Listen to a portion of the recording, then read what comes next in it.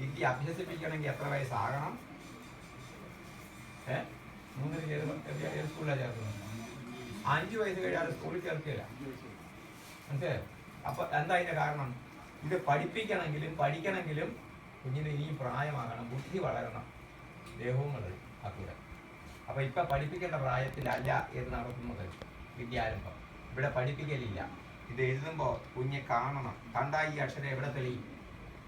പറയൂ. അപ്പൊ ഞാൻ ഇവിടെ അല്ല എഴുതുന്നത്. ഇവിടെ എഴുതുന്നത് എങ്കിലും തെളിയുന്നത് അതാ ഞാൻ നോക്കുന്നത്. അതായത് കുഞ്ഞിങ്ങോട്ട് നോക്കുന്നുണ്ടോ, ശ്രദ്ധയുണ്ടോ എന്നാണ് ഞാൻ നോക്കുന്നത്. ശ്രദ്ധയുണ്ടെങ്കിൽ എവിടെ ചെന്നു? അതിൻ്റെ ആകൃതി. അത് കേൾക്കുന്നുണ്ടോ?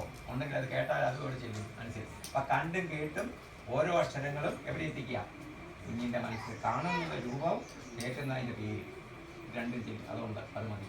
പറയിപ്പിക്കുമ്പോഴാണ് ചിലർ കുറേ പറയും, ചിലർ പറഞ്ഞിട്ടുണ്ട് വരും. അവിടെ നമ്മൾ പ്രാധാന്യം കൊടുക്കുക. പഠിപ്പിച്ചിട്ട് വേണം എന്ത് ചെയ്യാൻ? പറയിപ്പിക്കാൻ. ഇപ്പോൾ പഠിപ്പിക്കാൻ പറ്റുമോ? എന്നാൽ പിന്നെ പറയിപ്പിക്കാനും പറ്റും. ആവശ്യം മനസ്സിലായി?